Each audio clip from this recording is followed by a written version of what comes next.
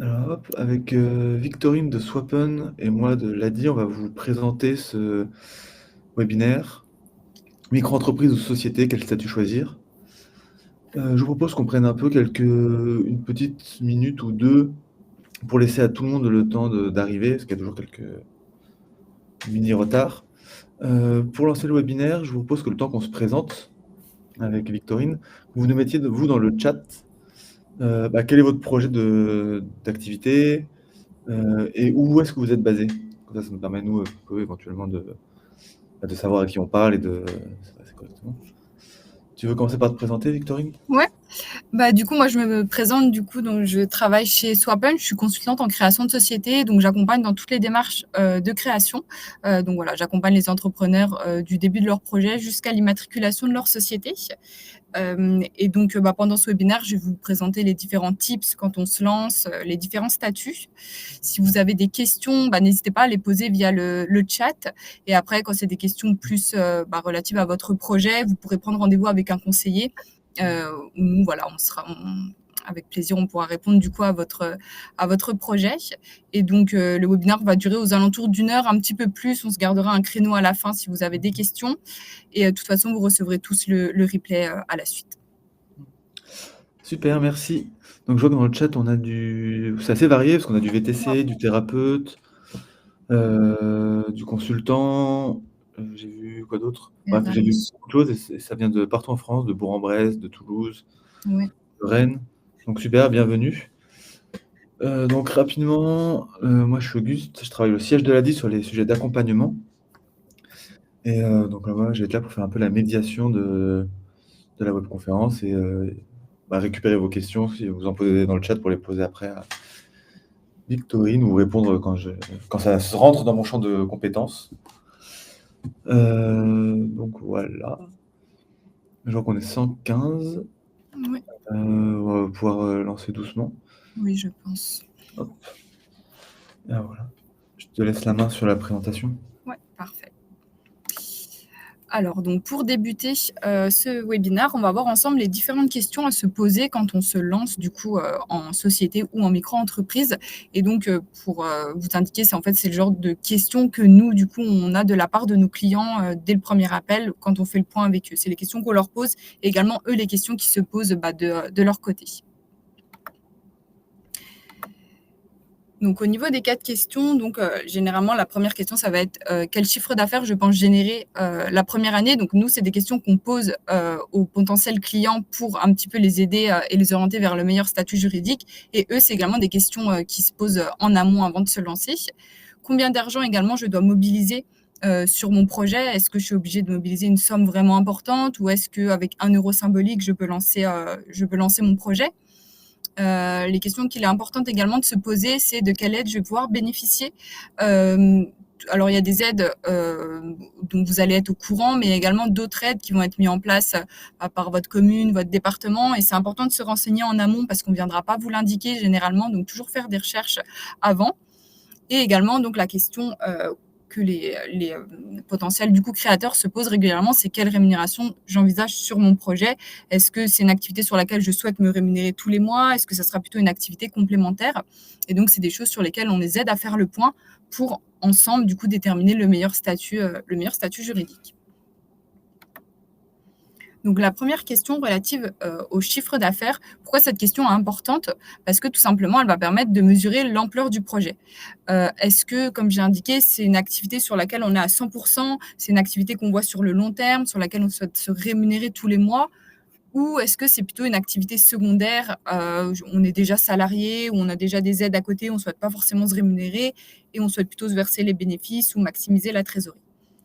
Ça permet également de s'orienter vers le meilleur statut juridique. En effet, le montant de chiffre d'affaires va déterminer le statut. On verra par la suite les différents statuts, mais pour un chiffre d'affaires assez faible pour démarrer, on va plus conseiller une micro-entreprise. Quand le chiffre d'affaires est important dès le début, on va plus se lancer en société. Et donc, pour estimer tout ça, pour avoir une idée du montant du chiffre d'affaires, etc., c'est important de pouvoir réaliser un business plan ou une étude de marché. Donc, c'est des choses que vous pouvez réaliser vous déjà à votre échelle, donc de votre côté, en analysant un petit peu la concurrence, ce qui se propose autour de chez vous, sur le marché, où est-ce que vous souhaitez vous installer. Et c'est également des prestations qui sont proposées par des experts comptables. Au niveau de, du coup, la somme d'argent qu'on doit mobiliser quand on se lance, donc notre apport financier. Quand vous créez une société, du coup, ce que vous allez devoir apporter, il y aura votre capital social. Donc ça, le capital, c'est quoi? Ça représente votre trésorerie de départ. C'est des montants qui vont être inscrits sur tous les sites internet qui vont référencer votre société, sur du coup également votre CABIS. On peut créer une société avec 1 euro symbolique. C'est pas quelque chose qui est recommandé. Généralement, on recommande de mettre entre 500 et 1000 euros. C'est très bien. Et c'est une somme que vous récupérez dès que votre société est créée. Également, du coup, on peut faire des apports en compte courant d'associés. Les apports en compte courant d'associés, c'est des sommes que vous apportez après, par la suite, du coup, à la société. C'est des démarches qui se font, par contre, avec un expert comptable. Et donc, si vous avez besoin également d'un financement pour votre projet, vous pouvez vous tourner vers votre banque et également des organismes, comme l'ADI, par exemple. Concernant les différentes aides donc à la création de sociétés. Donc, il va y avoir différentes aides, comme je vous ai expliqué, excusez-moi. Il y aura des aides du coup de votre commune, de votre département, de votre région, selon votre projet également. Et ça, c'est toujours bien d'aller se renseigner auprès de votre mairie, auprès de la préfecture, vraiment aller chercher l'information. Sinon, vous avez également des prêts d'honneur qui vont vous être attribués. Donc ça, c'est quoi? C'est des sommes, en fait, c'est des petits montants généralement qui sont attribués par des organismes qui donc sont spécialisés, tels que par exemple l'ADI, et donc qui vont vous attribuer donc des petits montants pour pouvoir démarrer votre projet, tout simplement, pour vous donner un coup de pouce dans le démarrage de votre projet. Et également, du coup, vous avez les aides de France Travail. Donc, au niveau des aides de France Travail, vous allez en avoir différentes. On va les voir par la suite. Donc, je vais vous présenter tout ça. Donc, au niveau des acronymes, ils se ressemblent beaucoup. Donc, c'est pour ça que c'est important de faire le point dessus en amont. Donc, vous avez déjà l'ACRE. Donc, l'ACRE, justement, celle-ci n'est pas de France Travail, c'est une aide qui est attribuée par l'État. Ça correspond à quoi? C'est une exonération de moitié de vos charges sociales les 12 premiers mois de l'activité. Donc, en fait, tout simplement, en société, vous payez des charges sociales sur le salaire que vous allez vous verser. Et grâce à l'ACRE, du coup, vos charges sociales sont réduites de moitié. Donc, c'est quand même quelque chose qui est intéressant. C'est une aide qui a été mise en place par l'État pour donner un coup de pouce aux entrepreneurs. Et donc, ça réduit de moitié vos charges sociales. C'est attribué automatiquement en société. En micro-entreprise, il y a certaines conditions à remplir. Donc là, c'est attribué directement en société. Nous, on s'occupe de la demande. Et la seule condition, c'est de ne pas en avoir bénéficié dans les 3 ans auparavant.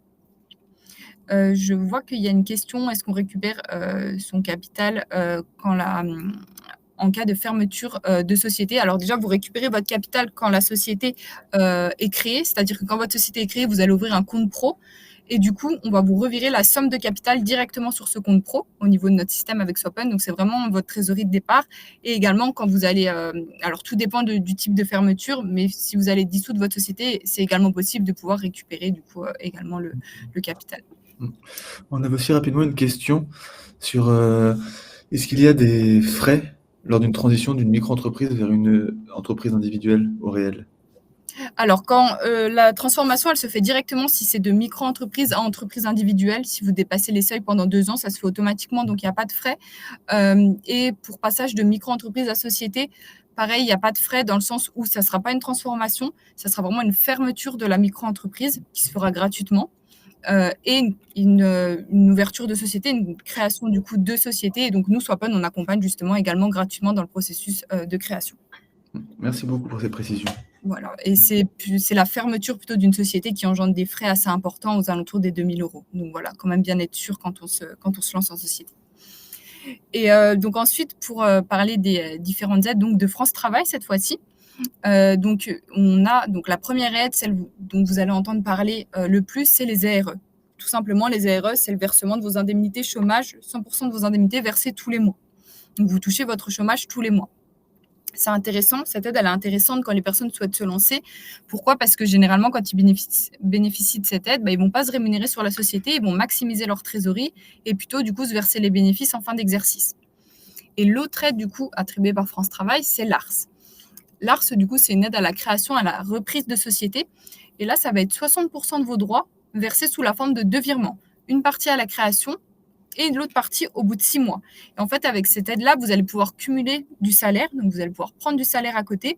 Et donc, c'est également une aide qui est intéressante, plutôt dans le sens où ça va vous donner un coup de pouce à la création parce qu'on vous verse une moitié donc dès la création de la société. Donc ça, en fait, c'est tout simplement un apport financier et ça vous aide quand vous souhaitez vous lancer.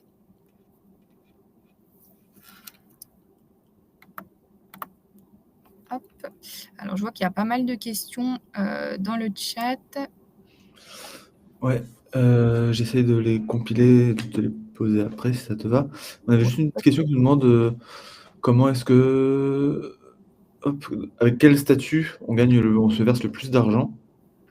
Et donc je pense que dans ces cas-là, ça dépend vraiment de votre projet et l'idéal, c'est de contacter justement Swappen pour Ouais, voir, exactement. parce De que toute là, on va pas façon rentrer dans tous les cas individuels, mais voilà. Ouais, bien sûr. De toute façon, je vais vous présenter les différents statuts après. Vous allez voir, c'est selon justement le besoin du coup de chacun. Donc, je répondrai à cette question par la suite.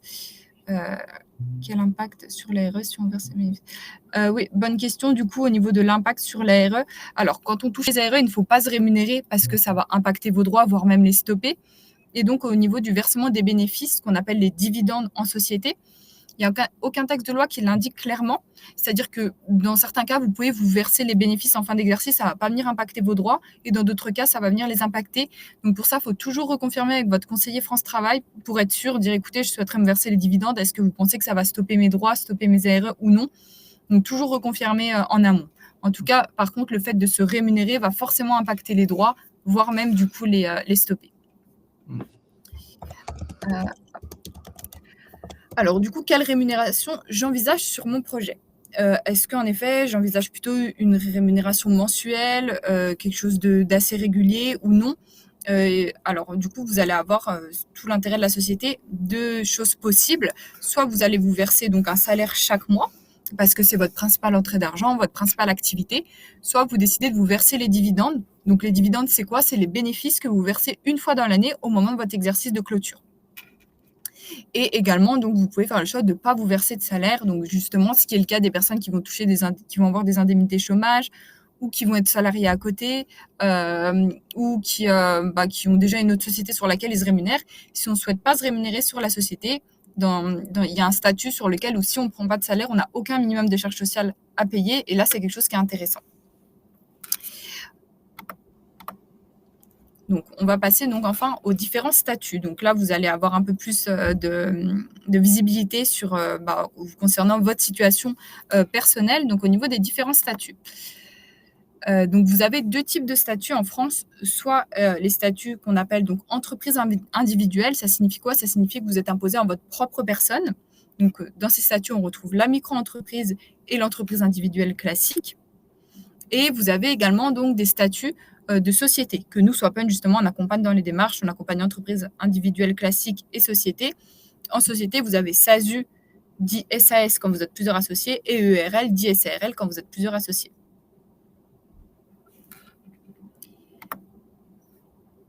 Alors, concernant la micro-entreprise, c'est un statut qui est très intéressant pour pouvoir se lancer, pour pouvoir tester l'activité. Donc, pour voir les différentes spécificités de ce statut, donc on va commencer par la partie sociale. Au niveau de la partie sociale, vous êtes au régime TNS en micro-entreprise. Ça signifie quoi? Donc, travailleur non salarié. Donc, vous êtes peu couvert, que ce soit en cas de souci de santé ou pour votre retraite. Vous payez peu de charges, donc forcément peu de couverture. Au niveau du montant des charges sociales, en fait, en micro-entreprise, c'est très simple. Vous avez votre chiffre d'affaires et vous allez payer des charges sociales directement sur ce chiffre d'affaires. Pour tout ce qui va être donc activité d'achat-vente, vous allez payer aux alentours des 12% de cotisation sociale directement sur votre chiffre d'affaires. Et pour tout ce qui est prestation de service, ça sera aux alentours des 22%. D'un point de vue fiscal, vous allez bénéficier d'un abattement forfaitaire. C'est-à-dire que vous allez payer votre impôt sur le revenu en fonction de votre situation personnelle, mais vous êtes imposé que sur une partie. Donc, comme j'ai indiqué, c'est un abattement forfaitaire de 71% pour tout ce qui est achat-vente, de 34% du coup pour tout ce qui est prestations de services et 50% pour les prestations de services dites artisanales, donc BIC. Et d'un point de vue juridique, donc en micro-entreprise, vous êtes imposé en votre propre personne, c'est-à-dire qu'il n'y a pas de séparation entre votre personne physique et donc la personne morale comme en société par exemple. toute l'activité en votre nom propre.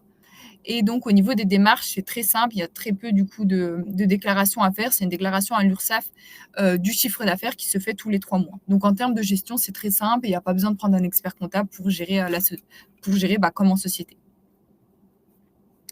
Alors, je vois une question qui dit: «Je n'ai pas compris l'ACRE». Pour revenir sur l'ACRE, donc c'est une aide attribuée par l'État qui correspond, alors vous comprendrez mieux quand je vais vous expliquer les statuts de société, mais qui correspond à une exonération de moitié de vos charges sociales les 12 premiers mois de l'activité.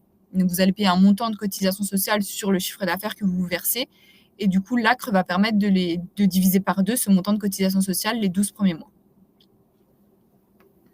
Alors, pour les activités artisanales, du coup, ça sera au niveau des charges sociales en micro-entreprise 21%, le 21,1%. Et pour tout ce qui est de l'abattement forfaitaire, ça sera 50%. Il y a une différence entre EI et micro-entreprise, je vais vous expliquer ça. Donc, pour récapituler un petit peu la micro-entreprise, ce qui est intéressant, c'est que donc, il y a peu d'impositions, on paye très peu de charges sociales. Ça permet de se lancer également gratuitement et sans prendre de risques parce que la création est gratuite et la fermeture est gratuite également. Donc, quand on souhaite tester le projet, qu'on n'a pas forcément un gros chiffre d'affaires et que voilà, on souhaite voir ce que ça va donner, entre guillemets, la micro-entreprise est très intéressante. Et comme je vous ai indiqué, il n'y a pas besoin de payer de comptable. Au niveau du coup des points négatifs, il y a un plafond de chiffre d'affaires à ne pas dépasser en micro-entreprise. Donc pour la prestation de service, il est aux alentours des 77 000 €, alors que du coup, pour tout ce qui est achat-vente, il sera aux alentours des 180 000 €. Si vous dépassez pendant 2 ans ce seuil-là, vous basculez directement en entreprise individuelle. Donc c'est la question de tout à l'heure qui demandait est-ce qu'il y a des frais? Non, il n'y a pas de frais, c'est une bascule qui se fait directement. Par contre, en micro-entreprise, le point négatif également, c'est que c'est pas possible de déduire des charges. C'est-à-dire que dans le cadre de votre activité, si vous êtes amené à vous acheter du matériel, je sais pas, déjeuner avec un client, à vous déplacer, etc., ces frais-là, vous les payez en votre nom propre et vous pouvez pas les déduire comme en société, donc ce qu'on verra par la suite. Et donc, vous avez également pas de protection de votre patrimoine pro et privé, c'est-à-dire que comme je vous ai expliqué, vous êtes imposé en votre propre personne, donc vous ne pouvez pas déduire les deux. Hop. Donc ensuite, pour passer à l'entreprise individuelle, c'est un statut qu'on voit un petit peu moins parce que en fait, c'est un entre-deux entre la micro-entreprise et la société. Vous allez voir, il y a des avantages de la micro-entreprise et des avantages de la société. Donc, au niveau des points communs avec la micro, c'est que vous êtes au régime TNS également. Donc, pareil, très peu de couverture sociale. Vous allez payer 45% de cotisation sociale par rapport à votre rémunération. Donc, ça, vous allez voir, c'est la même chose qu'un des statuts de société. Donc, si vous versez un salaire, admettons, vous versez 1 000 € de salaire, il faut sortir 1 450 € de la société et il y a 450 € qui vont partir en cotisation sociale. D'un point de vue fiscal, également, il y a une imposition qui se fait soit à l'IR ou soit à l'IS. Vous pouvez choisir entre les deux. Et donc, d'un point de vue juridique, c'est exactement comme la micro-entreprise, toute l'activité en votre nom propre. Il y a quand même une distinction qui va se faire entre votre patrimoine pro et privé, qui est quand même un petit peu plus prononcée qu'en micro-entreprise, mais c'est pas sur tout. Donc, c'est pour ça que si vraiment le but, c'est d'avoir une séparation entre les deux, c'est toujours mieux d'être en société à ce niveau-là. Et également, il y a très peu de formalités juridiques, quand même un peu plus qu'en micro. C'est pour ça que Swappon, on propose également un accompagnement pour les entreprises individuelles.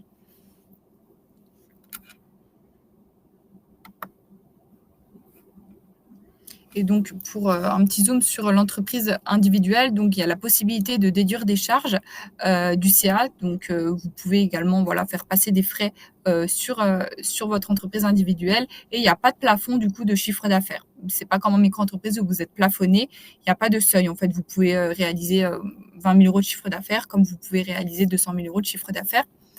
Et au niveau des points négatifs, pas d'optimisation possible pour la rémunération, c'est-à-dire que il n'y a pas ce mode de fonctionnement comme en société où on peut soit se rémunérer, soit se verser des dividendes. Là, c'est forcément 45% de cotisation sur ce que vous allez vous verser. Et comme je l'ai dit, au niveau de la protection du patrimoine, elle est un petit peu mieux qu'en micro-entreprise, mais elle n'est pas totale comme en société. Et par contre, en entreprise individuelle, vous avez besoin d'un suivi comptable. Et donc maintenant, on va passer aux sociétés, donc les statuts un petit peu plus complexes, donc sur lesquels on va passer plus de temps. Au niveau de la société, donc vous allez avoir 2 principaux statuts, soit EURL, soit SASU, dit SAS ou SARL quand vous êtes plusieurs associés. Donc d'un point de vue social, en SASU, ce qui change donc des statuts précédents, c'est que vous êtes au régime des assimilés salariés. Donc en fait, vous allez cotiser comme un cadre. Vous serez très bien protégé, que ce soit en cas de souci de santé ou pour votre retraite. Vous allez payer beaucoup de charges, donc vous allez payer 75 de cotisations sociales sur votre salaire, mais ça s'explique parce qu'en parallèle, il y a la très bonne protection. Donc ça peut être intéressant de partir justement sur une SASU pour se rémunérer quand soit c'est une personne qui est proche de la retraite, qui a jamais trop cotisé auparavant, ou une personne qui a eu des soucis de santé auparavant, par exemple. D'un point de vue fiscal, donc en fait, vous allez payer tout simplement votre impôt sur les sociétés en fonction de votre bénéfice. Donc pour vous donner un exemple, par exemple, vous avez 100 000 € de chiffre d'affaires et vous avez 20 000 € de charges. Vous déduisez toutes vos charges, donc vos frais de la société. Par la suite, vous êtes imposé sur 80 000 €. Donc tout ce que vous payez par la suite, en fait, tout simplement, c'est sur le bénéfice. Donc là, vous allez payer votre impôt sur les sociétés. Vous serez imposé à 15% jusqu'à 42 500 € de bénéfice et 25% au-delà. Donc en fait, c'est par tranche. C'est-à-dire que si vous faites même 80 000 € de bénéfices, la partie de 0 à 42 500 € sera toujours imposée à 15%. Et la partie au-delà, 25%. Et donc, vous pouvez également vous verser les dividendes en fin d'exercice. C'est là que c'est intéressant en SASU, c'est que les dividendes sont très peu taxés. Ils sont taxés à 30% en SASU, ce qu'on appelle donc la flat tax. Et donc, d'un point de vue juridique, là, contrairement au statut précédent, vous créez une personne morale. Donc, ça signifie que vous êtes imposé sur la société et pas en votre propre personne. En fait, c'est bien 2 personnes différentes. Il y a vous, personne physique, et la société, personne morale. Donc, il y a une protection du dirigeant et une protection de votre patrimoine.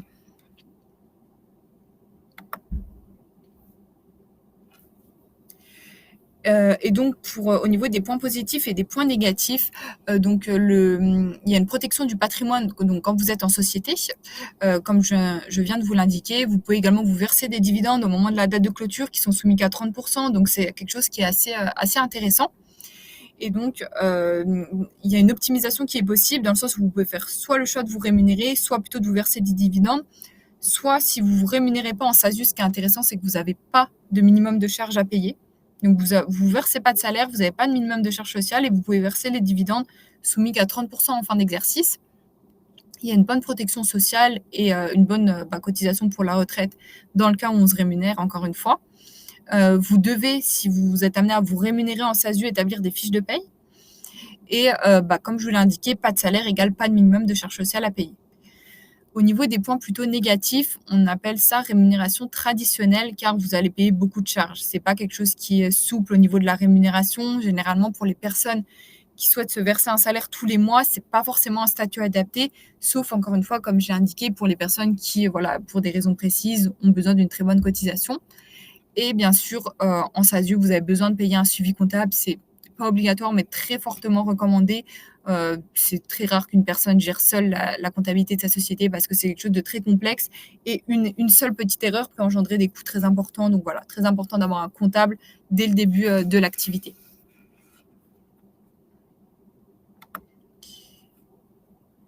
Alors, peut-on passer de SASU à EI? Alors, dans le cas où vous passez de SASU à EI, vous pouvez passer de SASU à EURL. C'est ce qu'on appelle une transformation. Par contre, pour passer de SASU à plutôt une entreprise individuelle, par exemple une micro-entreprise, là, faudra fermer du coup votre société et ouvrir une micro-entreprise. Au niveau donc de l'EURL, si vous êtes plusieurs associés, donc on appelle ça SARL. D'un point de vue social, c'est comme les 2 premiers statuts qu'on a vus, vous êtes au régime TNS, donc régime des indépendants, et vous payez 45% de charges comme en entreprise individuelle. Donc 45% de charges sur votre rémunération, donc voilà, vous êtes très peu protégé, donc en cas de souci de santé ou pour votre retraite. D'un point de vue fiscal, comme pour le statut précédent de la SASU, vous payez du coup, tout ce que vous payez, c'est sur votre bénéfice, après déduction de charges de votre chiffre d'affaires. Et donc, vous serez imposé à 15% jusqu'à 42 500 € de bénéfice et 25% au-delà. Et donc, au niveau des dividendes, vous pouvez également vous les verser en fin d'année. Ils seront soumis aux alentours des 60% de taxes. C'est pas forcément intéressant d'être en EURL pour se verser les dividendes, puisque quitte à payer 60%, bah, autant tous verser directement sous la forme d'une rémunération.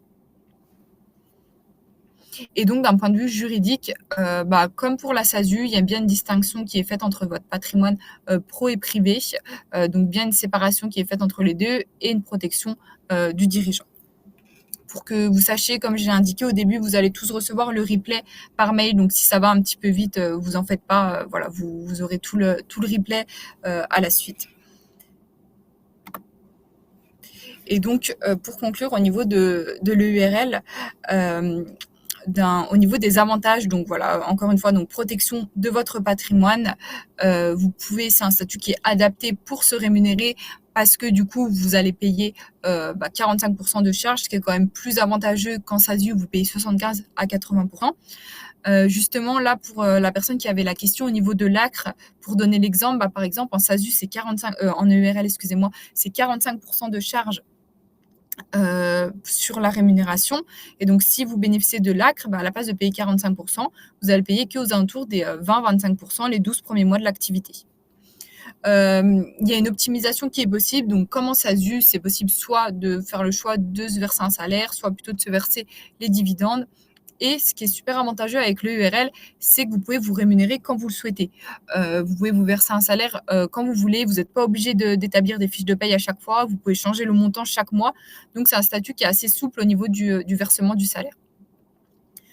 Concernant donc les points négatifs, donc c'est plutôt au niveau des dividendes cette fois, parce que 60% de taxes dessus, donc pas forcément d'intérêt de se les verser. Vous n'êtes pas très bien protégé parce que vous êtes au régime TNS. Des fois, ça arrive que des personnes souhaitent se rémunérer vraiment sur l'activité et donc souhaitent partir sur une EURL, mais en contrepartie, ils ont quand même besoin d'une bonne protection. Ce qui est possible, c'est de prendre des complémentaires santé que vous faites passer directement sur le compte de la société et que vous allez déduire, faire passer dans vos charges. Donc ça, c'est des choses qui sont possibles et je sais que les clients le font régulièrement. Vous n'avez pas de fiche de paye, donc c'est un avantage comme un inconvénient, dans le sens où si, des fois, pour certaines choses, on a besoin de prouver qu'on a une fiche de paye. Et là, dans le cas d'une EURL, c'est quelque chose qui n'est pas, c'est quelque chose que vous n'allez pas établir. Ça sera plutôt en SASU. Et donc, vous avez besoin, encore une fois, de payer, d'avoir un suivi comptable et l'obligation de se verser une rémunération. Pourquoi ? Parce que c'est en fait en SASU, si on ne se verse pas de salaire, on n'a pas de minimum de charges sociales à payer. En EURL, si vous ne versez pas de salaire, vous avez quand même un minimum de charges sociales à payer aux alentours des 1 000 € sur une année. Donc, c'est pour ça qu'on dit obligation de se verser un salaire, parce que pour ne pas payer le minimum de charges, c'est toujours mieux de se rémunérer.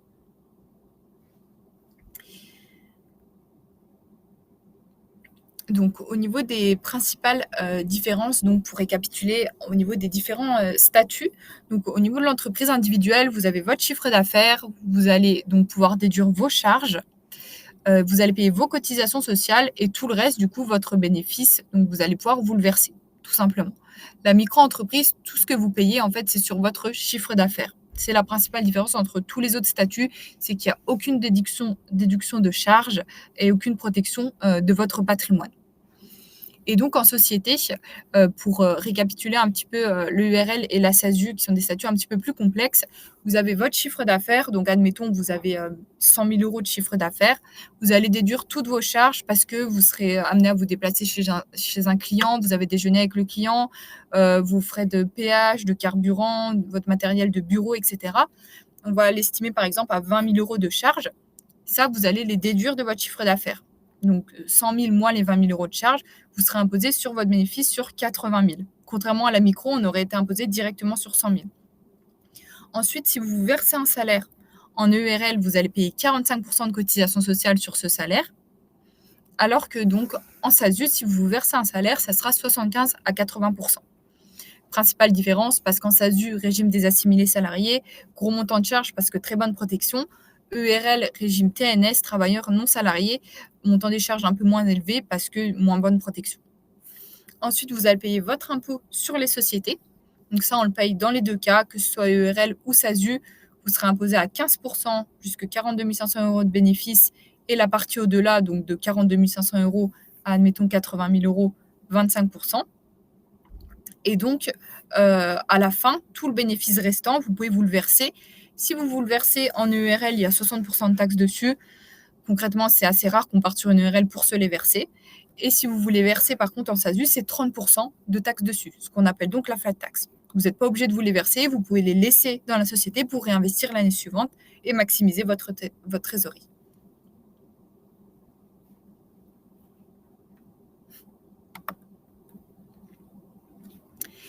Et donc, au niveau des différentes étapes donc de création, donc Swapun, nous, on vous accompagne dans toutes les étapes. Et au niveau de la micro-entreprise, c'est quelque chose qui est relativement simple. C'est pour ça que nous, on ne propose pas d'accompagnement au niveau de la micro. Vous pouvez le faire directement de votre côté sur le site donc, du guichet unique, donc sur le site de l'INPI.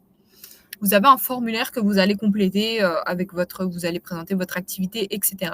Et donc, en l'espace de quelques jours, vous recevez votre cabis, tout simplement.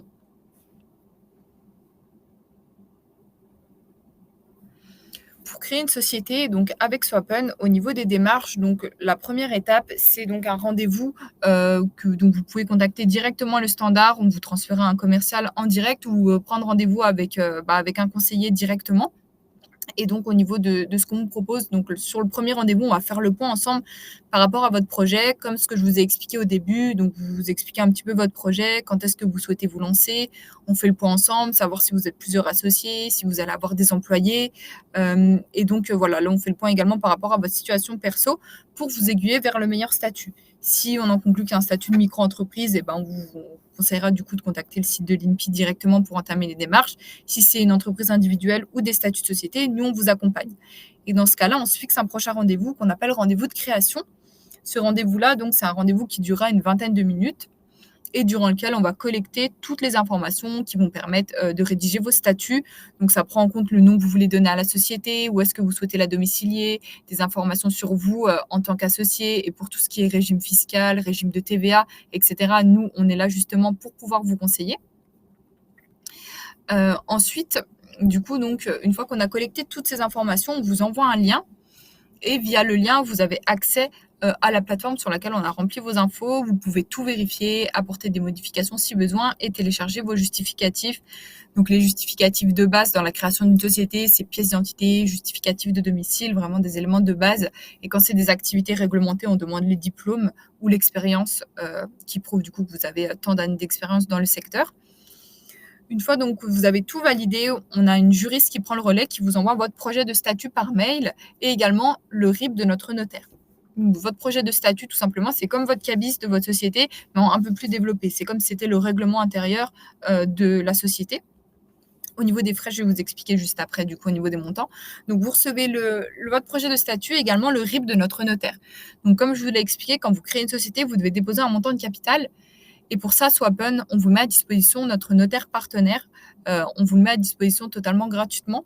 Vous, ça vous évite des frais supplémentaires en passant par une banque et également des délais supplémentaires. Vous faites le virement du capital auprès de notre notaire. Nous, on reçoit une attestation de dépôt. Et l'attestation, elle va nous permettre de déposer votre dossier au greffe. Je vois qu'il y a une question pour la société obligatoire notaire. Il n'y a rien d'obligatoire, c'est-à-dire que vous pouvez créer une société en déposant votre capital auprès d'une banque. Mais nous, vraiment, c'est pour simplifier les démarches, que ce soit de votre côté comme du nôtre. C'est plus rapide, ça vous évite des frais et ça vous évite de vous engager auprès d'une banque avant que la société soit créée. Donc, vous faites le virement de capital, on a une attestation de dépôt, on dépose le dossier au greffe. Une fois qu'on a déposé le dossier au greffe, là, c'est les délais de l'État, donc c'est plus de notre ressort, mais généralement, il faut compter en moyenne entre 10 à 15 jours. Après, tout dépend de la période, tout dépend des greffes. Je sais que des fois, dans la journée même, on peut recevoir un cabis, comme ça peut prendre 15 jours, 3 semaines. En moyenne, comptez 10 à 15 jours. Et vous recevez le cabis, et là, votre société donc, est officiellement créée. Vous pouvez débuter votre activité. Nous, Swapun, on le reçoit également de notre côté. À ce moment-là, on vous recontacte et on fait le point avec vous pour voir si vous avez d'autres besoins suite à la création, voir si vous avez besoin d'un accompagnement par rapport à la comptabilité, par rapport à un compte pro, à une assurance. C'est des choses qu'on va vous proposer via Swapun, mais également via nos partenaires, mais rien n'est obligatoire. Parce que nous, Swapun, tout simplement, on accompagne gratuitement dans la création de société. On vous accompagne avant tout dans la création et donc notre accompagnement est totalement gratuit quand vous êtes seul associé. Et à 99 € hors taxe, donc quand vous serez plusieurs associés. Et en fait, peut du coup venir la question de comment on se rémunère. C'est une question qui vient régulièrement de la part de nos clients. Et donc, tout simplement, c'est que par la suite, on va vous proposer tout ce qui va être accompagnement en comptabilité, assurance, compte pro, adresse de domiciliation en amont. Et c'est de cette manière que nous, on va toucher des commissions et qu'on va être rémunéré. Mais rien n'est obligatoire. Avant tout, vraiment, on accompagne dans la création et on vous accompagne totalement gratuitement. Swappen, avant tout, on fait partie d'un groupe d'expertise comptable, donc ça signifie qu'on est vraiment en droit de vous conseiller au niveau du choix du statut juridique, contrairement à d'autres plateformes en ligne de création. Et donc, on engage notre responsabilité et qu'on peut vous accompagner par la suite, en effet, sur la partie comptabilité. Et donc, voici le QR code si vous souhaitez prendre rendez-vous avec un conseiller. Donc, ça sera soit moi, soit un de mes collègues pour qu'on puisse faire le point plus personnellement sur votre projet. Là, c'était vraiment une présentation, en gros, des différents statuts, etc. Mais pour faire le point, c'est toujours mieux de faire le point par rapport à sa situation perso, par rapport à son projet perso. Donc voilà, en tout cas, n'hésitez pas. Je vais également vous partager le lien pour prendre rendez-vous directement avec un des conseillers. Écoutez, dites-moi si vous avez des questions. Il nous reste du temps, donc c'est le moment. Et s'il y a des choses sur lesquelles également vous souhaitez revenir sur la présentation, je sais qu'il y a certains moments où j'ai pu aller un petit peu vite, donc s'il y a une partie sur laquelle vous souhaitez qu'on revienne, il n'y a pas de souci. Moi, je m'appelle Victorine, du coup, Victorine Jardel.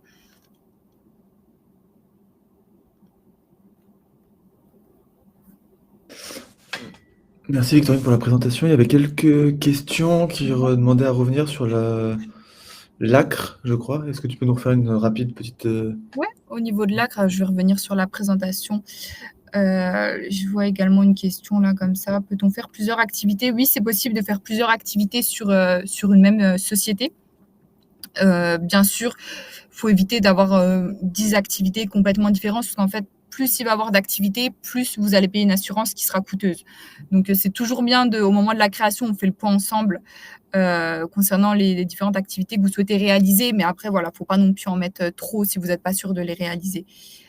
Alors, les différentes aides, ouais, c'était là. Pour revenir donc sur l'ACRE, comme je l'ai dit, donc c'est indiqué, c'est un dispositif qui vise à encourager les entrepreneurs. C'est vraiment séparé de France Travail. Je sais que les acronymes se ressemblent beaucoup, c'est pour ça que c'est important de faire le point dessus. Mais donc, c'est une aide qui a été mise en place par l'État pour donner un coup de pouce aux entrepreneurs. C'est une exonération de moitié de vos charges sociales les 12 premiers mois de l'activité. Donc là, ça va vous parler peut-être un petit peu plus quand on va reprendre donc le cas de l'EURL où, par exemple, il y a 45% de charges sur la rémunération.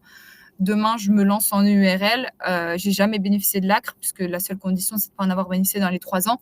Et je vais me verser un salaire en EURL. À la place de payer 45%, je vais payer aux alentours des 22% de cotisation sociale. Pareil, c'est également un coup de pouce si on se lance en SASU et qu'on souhaite quand même se rémunérer. À la place de payer 75 à 80% de charges, on paye qu'aux alentours des 35-40%. Alors, non, l'ACRE, c'est attribué à la création de la société, c'est la première année de l'activité. Nous, Swappen, on s'occupe de toutes les démarches, donc en même temps que le dépôt de vos documents, etc. Donc, si vous pouvez en bénéficier, vous en bénéficierez automatiquement. Et si jamais vous avez une micro-entreprise, il y a peut-être, je ne sais pas, il y a 2 ans, sur laquelle vous en avez bénéficié, là, vous ne pourrez pas, du coup, en bénéficier à nouveau. Alors, les ARE, quel est le montant, s'il vous plaît? Alors, au niveau des ARE, je ne pourrais pas vous donner le montant. En fait, c'est votre chômage. Donc, c'est calculé par rapport à ce que vous allez toucher en termes de chômage. C'est toujours important de faire le point aussi avant, du coup, avec France Travail, d'estimer ce que vous allez toucher avec votre conseiller, voir si ça vous suffit, du coup, en termes de rémunération ou si vous avez besoin quand même d'avoir une rémunération sur votre société à côté. Surtout qu'aujourd'hui, les conseillers France Travail sont un peu sensibilisés à la création d'entreprise, ce qui n'était pas le cas il y a quelques années. Même beaucoup plus qu'avant. Alors, il y avait une question. Est-ce que tu sais comment ça se passe si jamais on perçoit l'ARE en micro-entreprise, quand on déclare son chiffre d'affaires, est-ce que c'est maintenu? Alors, ouais, c'est une bonne question. Alors, ça va dépendre de plusieurs critères, dans le sens où si vous vous lancez en micro et vous pensez vraiment réaliser un petit chiffre d'affaires, quand je dis petit chiffre d'affaires, c'est aux alentours des 10, 20 000, à la rigueur 30 000 euros, ça ne va pas venir impacter vos droits. Par contre, si votre chiffre d'affaires commence à être important, forcément, ça va venir retravailler les droits, voire même les stopper. Donc, pareil, toujours reconfirmer avec votre conseiller France Travail en amont, on insiste bien dessus. Même nous, dans le processus de création, en fait, si vous pouvez prétendre à des droits, on vous demande votre date d'inscription. en fait, on s'engage pas à créer votre société si vous avez des droits France Travail et que vous n'êtes pas inscrit, parce que c'est déjà arrivé qu'en fait, certaines agences refusent de vous accorder les droits si vous avez déjà entamé un processus de création de société. Donc, toujours bien faire attention. On peut échanger ensemble, même si vous n'avez pas encore contacté France Travail. On peut faire le prochain rendez-vous de création, etc.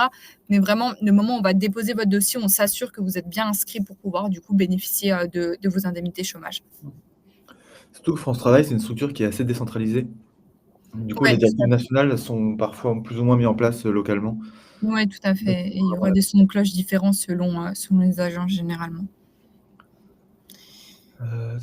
Est-ce que alors c'est une question qui sort un peu du cadre de cette conférence, mais, est-ce que tu sais quelle est, si on pardon, hop, désolé, j'ai perdu la question en même temps. Est-ce que tu connais un peu l'intérêt du portage salarial par rapport à la micro-entreprise? Alors, nous, on n'accompagne pas pour tout ce qui est portage salarial, donc je pourrais pas, expliquer, précisément, mais je sais que pas mal de personnes, souhaitent quand ils hésitent avec la micro, je sais que ça peut être un coup de pouce, du coup, d'être en portage salarial, d'avoir également déjà un réseau, mais ouais, Swapp'n, on n'accompagne pas dans ces démarches-là, en tout cas. Mmh. Je vois une question, quel est le minimum de montant de salaire à déclarer? Alors j'ai pas mais pour vous indiquer le minimum, de montant de salaire pour bénéficier de la protection, il me semble que c'était ça la question, je la vois plus. Mais le minimum de salaire, donc en SASU, aux alentours des 800 €, entre 800 et 1 000 €, ce qui va vous permettre, donc vous allez payer 75 à 80 de cotisations sociales sur ce montant. Ça va vous permettre en fait d'être protégé. Alors forcément moins que si vous versiez 2 000 € de salaire, mais c'est le minimum de salaire pour pouvoir bénéficier d'une protection. Et pareil en EURL, c'est à peu près aux alentours des 1 000 €. J'en profite, il y a beaucoup de questions dans le chat sur, qu'est-ce qui est plus intéressant entre tel ou tel statut? Par exemple, là, j'en ai une. Qu'est-ce qui est plus intéressant pour démarrer entre une coopérative d'activité ou une micro-entreprise? En fait, sur toutes ces questions-là, on peut pas vous répondre Mmh. parce que ça dépend vraiment de votre projet, de votre situation personnelle et donc en fait, enfin, c'est même, il y avait une question sur, avec une facture de 1 000 €, quel est le statut avec lequel on se reverse le plus d'argent? Toutes ces questions-là, ça dépend vraiment du montant de vos charges, de votre statut, de votre situation personnelle. Donc en fait, la meilleure solution, c'est de contacter directement, Swapp'n avec le lien qui est, Exactement. ancré en haut du chat. Tout à fait, parce que pour, revenir là-dessus, c'est vrai que le choix du statut ne va pas juste dépendre de l'activité, juste du projet. Le choix du statut, ça se détermine limite votre situation personnelle est plus importante en fait que votre projet. Vous pouvez enfin ne pas partir sur une SASU si le but c'est de sortir un salaire chaque mois. Donc c'est vraiment important de prendre rendez-vous avec un conseiller pour justement qu'on fasse le point ensemble et qu'on estime le statut le plus important dans le cadre de votre activité. Est-ce que vous avez des BP? Donc je pense que c'est les business plans. Au niveau des business plans, comme je vous ai expliqué, nous Swapp'n, par la suite, on vous met en relation avec un comptable. Alors rien n'est obligatoire, mais voilà, on a en possibilité de le faire et nos comptables, experts comptables vous proposent également des business plans. Je sais que des fois, on a des personnes qui nous contactent, qui, savent qu'ils vont établir la création avec nous, mais qui ont en amont besoin d'un business plan et pour ça, dès le prochain rendez-vous, je les mets en contact avec un de nos experts comptables et comme ça, ils lui présentent l'offre et ils réalisent leur business plan. Mmh. Et si vous voulez faire un business plan, «préliminaire» entre guillemets, nous on a une version simplifiée du business plan qui est accessible sur le site de l'ADI dans la rubrique, accompagnement, je construis mon projet. Et donc c'est un business plan qui est plus simple que ce que va vous proposer un expert comptable, mais qui vous permet, vous, de vous familiariser avec les grandes notions. Donc les 2 peuvent être complètement complémentaires. C'est-à-dire que vous avez déjà fait des premières recherches, vous avez déjà commencé à travailler sur votre, chiffrage et ce qui fait que quand vous allez faire le prévisionnel avec le comptable, vous serez bien plus en mesure de lui expliquer votre activité, comment vous voulez vous lancer, comment est-ce que vous voulez, procéder par la suite. Alors, j'ai vu une question qui demandait: «Est-ce que l'échange avec un conseiller Swapp'n est payant?» Il y a rien de payant avec Swapp'n, même la création de votre société est gratuite, sauf si vous êtes plusieurs associés, du coup, ça sera 99 €. Je vous renvoie le lien pour prendre rendez-vous avec un des conseillers. Et pour vous expliquer, en fait, tout simplement, donc comme je vous ai dit, on vous accompagne gratuitement, 99 € si vous êtes plusieurs. Et par contre, vous avez des frais de tiers qui vont vous être demandés. Donc ça, c'est demandé dès qu'on crée une société en France. C'est les frais obligatoires de l'État qui prennent en compte dépôt des documents en greffe, rédaction, publication, journal d'annonce légale. Ils varient entre 200 et 290 € selon le statut. Et ces frais-là, Swapp'n, nous, en fait, notre système, c'est qu'on vous les avance, on va tout régler pour vous en même temps que les démarches administratives. Et c'est seulement une fois que la société sera créée qu'on va vous les refacturer, qu'on vous enverra une facture avec ces 200, 250 € la TTC que vous ferez passer sur le compte de votre structure. Donc, c'est vraiment les seuls frais qui vont vous être demandés et les 99 €. C'est le même système. Si vous créez, que vous êtes plusieurs associés, pareil, on vous les avance et refacture une fois que votre société sera créée. Vous êtes basé à Paris. Donc nous, au niveau de Swappen, on est basé sur Nancy, dans le Grand Est, donc pas sur Paris. On a des bureaux sur Paris, c'est plus quelques personnes de l'équipe marketing, mais la majorité, on est tous sur Nancy. On accompagne vraiment de manière dématérialisée. Vous avez un conseiller qui vous est dédié, donc si vous contactez Swappen, par exemple, vous tombez sur un de mes conseillers ou sur moi, c'est moi qui va vous accompagner dans tout le processus de création. On met quand même en avant voilà, ce côté humain, ce côté relation avec votre conseiller. Vous pouvez également organiser des visios et si jamais vous êtes en effet sur place, vous habitez sur Nancy ou dans le Grand Est, vous pouvez toujours passer dans nos locaux, bien sûr. Alors, je vois une question qui demande si les prestations sont complémentaires avec celles de l'ADI. Donc en effet, c'est 2 structures qui sont distinctes, mais complètement complémentaires parce que l'ADI finance et accompagne les entrepreneurs. Donc quand on dit on finance et on prête de l'argent entre 100 et 12 000 €, c'est ça? Et on accompagne après les gens qu'on a financés pour la pérenniser leur activité. Même si vous n'êtes pas financé par l'ADI, vous pouvez bénéficier d'un accompagnement, que ce soit ces webconférences-là ou, le «Je construis mon projet» qui est accessible sur le site de l'ADI. En revanche, pour les sujets sur lesquels l'ADI est moins experte, comme le statut juridique, bah, l'objectif, c'est de s'entourer d'experts comme Swappen pour vous accompagner au mieux, pour vous proposer, en tout cas, mettre en relation au maximum. Donc c'est dans ce cadre-là qu'on organise ces webconférences. Hop, j'ai vu quelques questions. Merci pour votre retour, du coup, Véronique. J'ai vu également une question qui demandait: «Est-ce que je peux me lancer avec mon conjoint en SAS ou SARL?» Bah oui, bien sûr, on en a souvent, qui se lancent donc avec leur conjoint ou quelqu'un de leur famille ou un ami et ça sera un statut en effet de soit SAS, soit SARL. À partir du moment où on est plusieurs associés, on ne peut pas se lancer en micro-entreprise ou en entreprise individuelle. C'est forcément un statut de société. Bien sûr, on refait le point. Si on voit que la micro-entreprise est quand même plus adaptée, ben, on conseille de se lancer, par exemple, chacun de son côté en micro-entreprise. Et si le projet prend de l'ampleur, après, vous vous associez en société.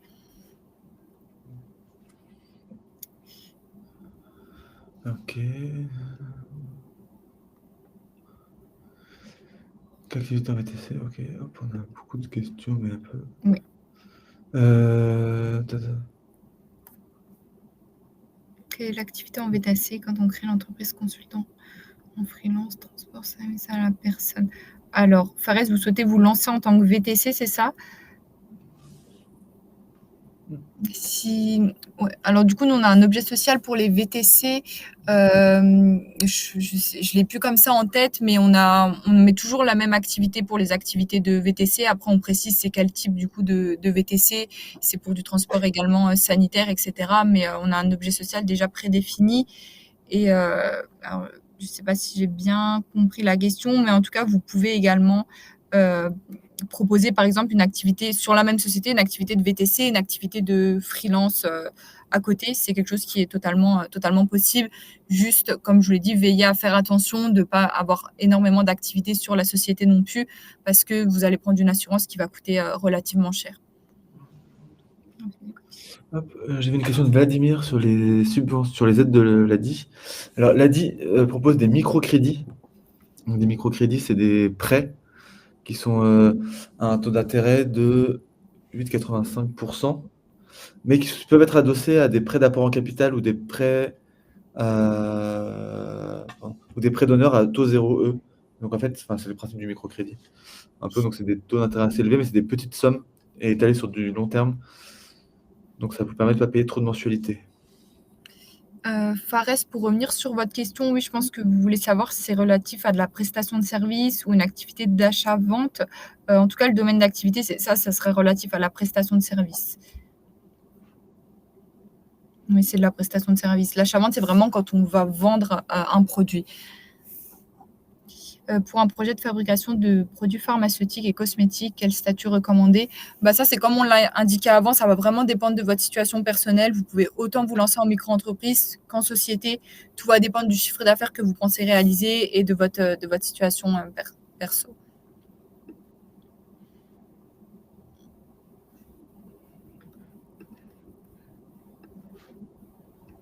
Service à la personne, oui, en soi, du coup, ça sera du service à la personne, c'est ça. Mais au niveau des charges, vous serez considéré comme un prestataire de service. Combien coûtent les services d'un comptable? Alors vous allez avoir honnêtement différents tarifs, ça dépend, déjà du secteur d'activité. Par exemple, les prestataires de services, il y a des offres qui sont un peu plus adaptées, dans le sens où il y a moins d'écriture comptable peut-être qu'un commerce ou qu'un restaurant. Mais les offres vont varier. Nous, Swap'n, on a mis en place une offre qui est à 29 € par mois, donc qui est très abordable pour nos créateurs dans la prestation de service. Mais c'est vraiment la prestation de service, c'est une activité bien précise. Et sinon, au niveau des tarifs en termes de comptabilité, généralement, c'est aux alentours des 100-150 € par mois en termes de gestion pour une société. Pour un VTC, on sera aux alentours des 100-150 € par mois pour le coup. Pour un food truck, Est-ce que les dividendes sont déduits pour le calcul de l'impôt en SASU? Alors, l'impôt sur les sociétés, vous le payez avant vos versements de dividendes. Donc non, ils ne seront pas déduits. L'impôt sur les sociétés, c'est une fois que vous avez votre chiffre d'affaires, déduit vos charges et que vous vous êtes du coup versé votre chiffre d'affaires. ok. Achat-vente en ligne, micro, puis-je importer des produits hors Europe? Bien sûr, vous pouvez importer des produits hors Europe. Pour un food truck en crêpes. Microcrédit avec des frais, oui, en soi, le microcrédit, enfin, il y a des frais. Il y a une contribution de solidarité pour le microcrédit ADI qui est de 5,5%. Donc ça, c'est comme, enfin, l'ADI est une association d'intérêt général. Donc l'argent généré par les microcrédits ne va pas aux actionnaires, mais il sert à refinancer d'autres entrepreneurs. Donc pour ça, on a une contribution de solidarité de 5,5% à l'entrée. Donc c'est-à-dire que si jamais vous empruntez 1000 €, 100 €, on va vous prêter 105,5 € et vous toucherez que les 100 €. Et après ça, il y a un taux d'intérêt qui, encore une fois, est un peu élevé parce que c'est pas comparé au système bancaire, parce qu'il est de 8,89%. Mais ce qui s'explique du fait qu'on est obligé d'emprunter aux banques pour prêter aux entrepreneurs, parce que notre cœur de cible, c'est avant tout les personnes qui n'ont pas accès au crédit bancaire aussi, mais qui du coup vous ouvrent le droit à un accompagnement à renforcer par les équipes ADI. Alors là, je viens de voir une question. Pour un food truck, c'est de la production plus vente. Quel statut choisir? Donc encore une fois, le choix du statut va dépendre d'autres critères. En tout cas, vous serez du coup relatif à l'activité d'achat-vente là pour le coup, comme les restaurants. J'avais vu d'autres questions. Si tu veux, j'en ai une sur Swap'n. Pour Swap'n, y a-t-il des frais supplémentaires au moment du remboursement des frais de création de structure? Je pense que Non, ouais, c'est une bonne question, mais non, on prend rien du tout dessus. Vraiment, on vous les refacture à l'euro près. Comme je vous ai dit, ça varie entre 200 et 290 € maximum quand vous êtes plusieurs associés TTC. Donc non, il y a pas du tout de frais supplémentaires. J'avais vu une question, peut-on cotiser en micro-entreprise pour notre protection sociale? Vous cotisez pas du coup en micro-entreprise, vous n'êtes pas protégé. Donc généralement, quand vraiment les personnes ont besoin d'une protection sociale ou d'être protégées, on partira plutôt sur un statut de société. Sinon, encore une fois, vous pouvez prendre une complémentaire en plus. Par contre, là, en micro-entreprise, vous ne pourrez pas la faire passer sur le compte de la société. Ça sera du coup à vos frais perso. On a aussi une question. En micro-entreprise, doit-on faire payer la TVA? Alors, en micro-entreprise, en fait, vous êtes assujetti à la TVA et après, vous avez un seuil de chiffre d'affaires. Donc, dans la prestation de service, c'est aux alentours des 37 000 € et plus élevé pour l'achat-vente. Et une fois que vous dépassez ce seuil, du coup, il faudra facturer de la TVA que vous pourrez récupérer également. Ok, je suis déjà en ligne avec Baptiste, rapide. Parfait, je vois Baptiste depuis ma place et en effet, je vois qu'il est en ligne. Écoutez, super. J'avais aussi une question de Fares, meilleur de domicilier sa société ailleurs que chez soi. C'est vrai qu'il y a différentes possibilités. Soit vous pouvez domicilier chez vous, soit passer par une société de domiciliation. Donc ça, c'est un service qui va vous attribuer une société, attribuer une adresse, excusez-moi, que vous allez choisir où vous souhaitez en France. Et également, donc, avoir un local. Donc, tout dépend de l'activité. Il y a des activités pour lesquelles c'est impossible de domicilier chez soi parce que il faut forcément un local pour exercer l'activité. Domicilier chez soi, il y a des avantages, notamment pour tout ce qui est les consultants, etc. Ils n'ont pas forcément besoin d'avoir un local. Ils peuvent travailler depuis chez eux. Les avantages, c'est que vous pouvez déduire une partie de votre loyer Encore une fois, ça, c'est des, calculs à faire avec le comptable parce que c'est des revenus fiscaux et cetera que vous allez déclarer, donc à voir si c'est, intéressant. Mais je sais qu'il y a des voilà, c'est des calculs qui se font en fonction de la surface occupée, et voilà, vous pouvez, également déduire une partie, de votre loyer. Donc pareil, ça, c'est des choses sur lesquelles on peut faire le point. Et surtout, si vous voulez domicilier votre activité chez vous, il faut bien vérifier sur votre bail que vous avez la possibilité de le faire, parce que sinon ça peut être parfois des conséquences assez lourdes en cas de dégâts des eaux, par exemple, si vous perdez votre stock, vous risquez de pas être assuré. Et Exactement. et si jamais vous voulez faire la demande à votre propriétaire et que, par exemple, vous voulez principalement stocker ou que c'est une activité de conseil, consultant, n'hésitez pas à préciser à votre propriétaire que vous allez pas recevoir de public chez vous, ou très peu, parce que ça peut engendrer des par exemple, si vous ouvrez un local commercial chez vous, ça va faire du passage et du coup, il faut que les lieux communs de l'immeuble soient adaptés à recevoir du public. Donc ça peut être un frein pour les copropriétés. Et là, on s'égare un petit peu. Hop, Il me manque 25 jours pour des ARE. Quel est le plus avantageux entre l'ACRE ou l'ARS pour micro-entreprise? Alors, je sais que l'ARS est avantageux en micro-entreprise parce que ça vous permet de vous verser les bénéfices sur la société tout en bénéficiant de 60% de vos droits versés dès la création. Donc, le cumul ARS micro-entreprise est assez intéressant. Et donc, au niveau de l'ACRE, à voir, alors je suis pas du tout spécialisée au niveau de la micro-entreprise, mais je sais qu'il y a plus de conditions à remplir pour bénéficier de l'ACRE. C'est pas aussi simple qu'en société, mais en tout cas, c'est possible. Donc, à se renseigner de votre côté. Mais en tout cas, je sais que le cumul ARS micro est quelque chose d'assez intéressant. hop, est-ce qu'on est soumis à la TVA en SASU? Oui, vous êtes soumis du coup à la TVA. Tant que vous êtes en dessous du seuil, en fait, ça, c'est des choses sur lesquelles on fait le point lors de la création. Vous pouvez être assujetti également à la TVA. Tout dépend également des activités, mais oui, sinon vous allez facturer et récupérer de la TVA. Et pareil, au niveau de ça, en société, pas d'inquiétude. C'est vraiment les comptables qui s'occupent de tout. Vous avez rien à faire. Si vous prenez un comptable, encore une fois, et justement, c'est tout l'intérêt, c'est que vous vous occupez de rien. Vous avez juste à payer le montant de TVA, soit chaque mois, soit chaque trimestre, soit une fois dans l'année, selon ce qu'on aura choisi ensemble. Mais voilà, vous n'avez rien à gérer vraiment de votre côté dès que vous avez un comptable. Hop.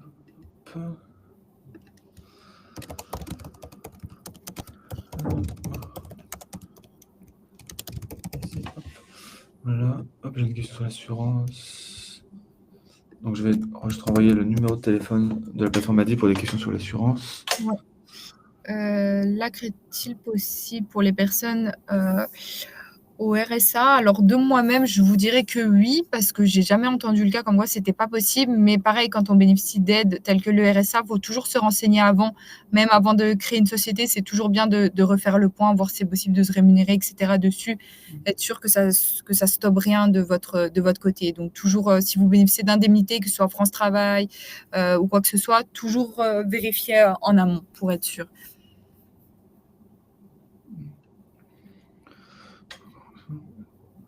Donc il y a Sandrine qui ne comprend pas comment fonctionne la TVA en micro-entreprise.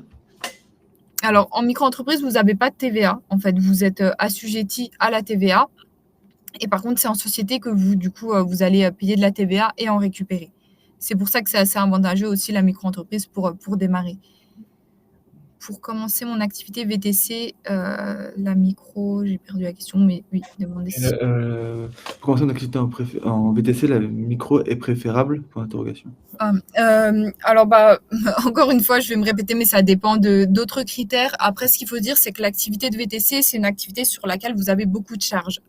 Vous allez être amené à vous déplacer, toutes vos indemnités kilométriques, de parking, de péage, etc. C'est des frais que vous allez avoir besoin de déduire. Alors, si vous pensez réaliser un petit chiffre d'affaires autour des 10 000, 20 000 euros, pour commencer, pourquoi pas débuter en micro. Mais je sais que généralement, l'activité de VTC, comme d'autres activités telles que le BTP, etc., c'est des activités sur lesquelles il y a pas mal de charges et généralement, les personnes commencent en société ou passent rapidement en société. Mais voilà, en tout cas, vous perdez rien à démarrer en micro pour tester l'activité.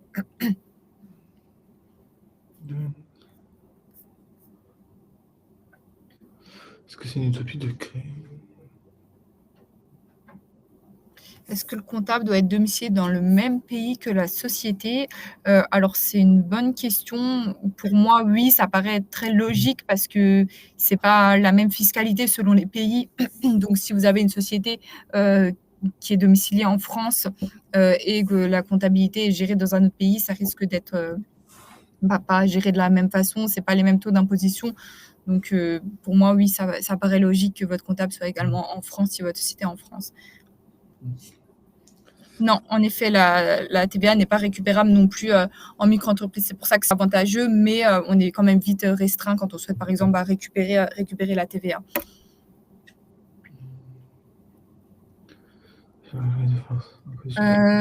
Est-ce qu'il existe des fichiers pour calculer les différences d'imposition?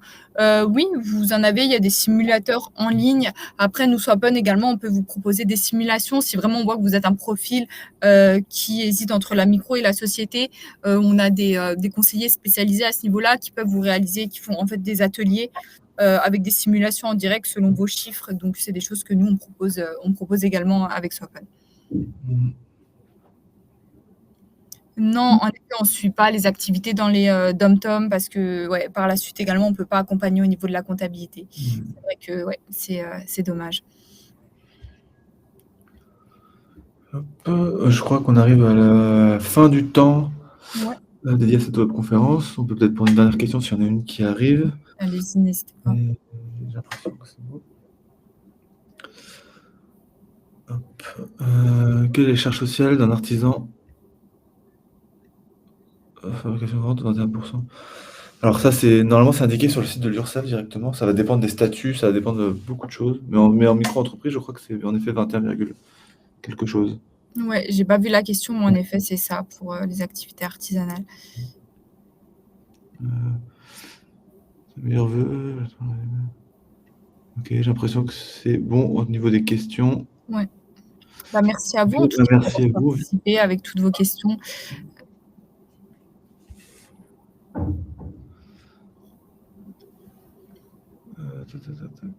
Ouais. Hop. Bah, écoutez, on vous souhaite une excellente journée. N'hésitez pas à nous ressolliciter, soit directement sur le lien qui est épinglé en haut que je vous remets dans le chat. Rendez-vous avec Swap'n. Sinon, directement sur le site de l'ADI, vous allez pouvoir retrouver les prochaines webconférences, retrouver l'outil Je construis mon projet qui vous permet de faire un premier point sur votre plan, enfin sur votre activité, projet de création, et surtout à nous contacter via la plateforme ADI. Je vous envoie également mon adresse mail directement si vous souhaitez prendre rendez-vous avec moi. Il n'y a pas de souci, vous pouvez m'envoyer un mail même si vous avez des questions, je vous l'ai envoyé dans le chat. Voilà, je vous l'ai épinglé en haut du chat normalement. Parfait. À bientôt, Christian. Eh ben, merci à vous également. Au revoir, excellente après-midi. Bon après-midi à vous, au revoir.